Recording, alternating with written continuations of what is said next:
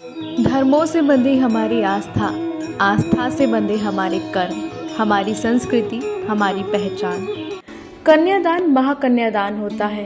कन्यादान एक ऐसी रस्म है जो माता पिता और बेटी के भावनात्मक रिश्ते को दर्शाती है।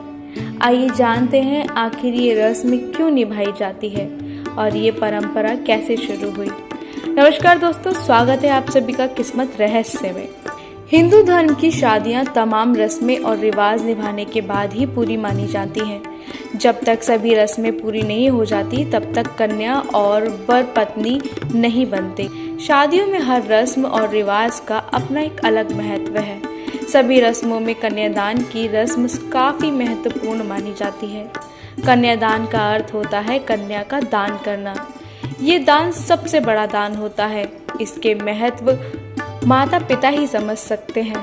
कहते हैं इसके तहत पिता अपनी बेटी का हाथ वर के हाथ में सौंपता है, जिसके बाद कन्या की सारी जिम्मेदारियां वर को निभानी होती हैं। कन्यादान एक ऐसी रस्म है जो कि पिता और बेटी के भावनात्मक रिश्ते को दर्शाती है।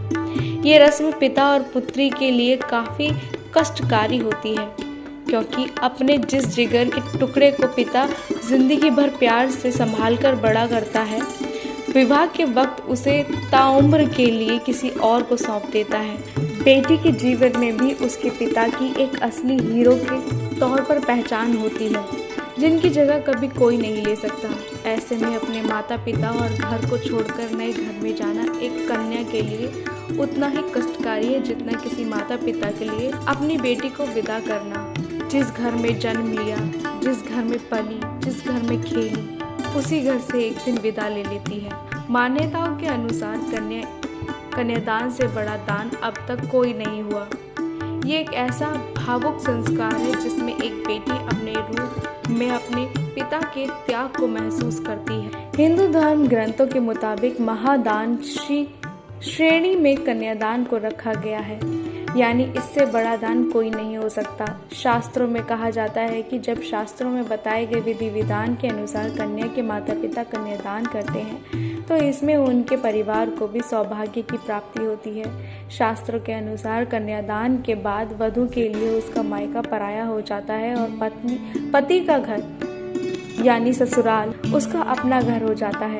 कन्या पर कन्यादान के बाद पिता का नहीं बल्कि पति का अधिकार होता है। विवाह में वर को भगवान विष्णु तो वधू को घर की लक्ष्मी का दर्जा मिलता है। घर की लक्ष्मी के अलावा कन्या को अन्नपूर्णा भी माना जाता है। दरअसल शादी के बाद किचन से लेकर पूरे घर की जिम्मेदारी कन्या पर होती है।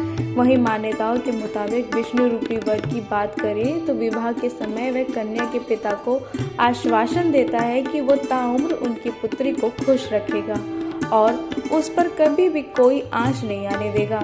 वैसे तो शादी में होने वाली हर रस्म का अलग महत्व है, लेकिन हर रस्म का मकसद एक ही है और वो है कि दोनों अपने रिश्ते को और अपने परिवारों को चलाने के लिए बराबर का सहयोग दें, क्योंकि परिवार किसी एक की जिम्मेदारी नहीं होती।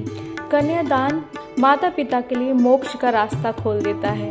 वैसे तो इस बारे में कम ही लोग जानकारी है कि आखिर कन्या की रस्म शुरू कैसे हुई थी। पौराणिक कथाओं के माने तो दक्ष प्रजापति ने अपनी कन्याओं का विवाह करने के बाद कन्यादान किया था।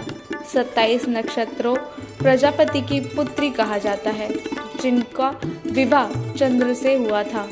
इन्होंने सबसे पहले अपनी कन्याओं को चंद्रमा को सौंपा था ताकि सृष्टि का संचालन आगे बढ़ सके और संस्कृति का विकास हो सके। सृष्टि के संचार के लिए राजा दक्ष ने अपनी 27 कन्याओं चंद्रमा को सौंप दिया था। उनकी शादी चंद्रदेव से करवा दी थी ताकि सृष्टि को आगे बढ़ाया जा सके और विधिपूर्ण सृष्टि का संचार किया जा सके। हम सभी भगवान की संतानें हैं। हमें हमेशा अपने जीवन में अच्छे कर्म करने चाहिए। धोखाधड़ी, 420, व्यापार में धोखा, व्यापार का गलत तरीके से उपयोग करना, ये सब हमारी संस्कृति में नहीं।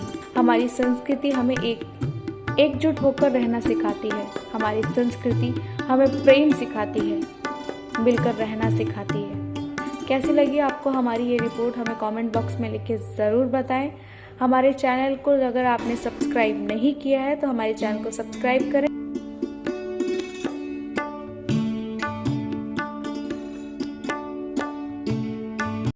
धर्मों से बंधी हमारी आस्था, आस्था से बंधे हमारे कर्म, हमारी संस्कृति, हमारी पहचान।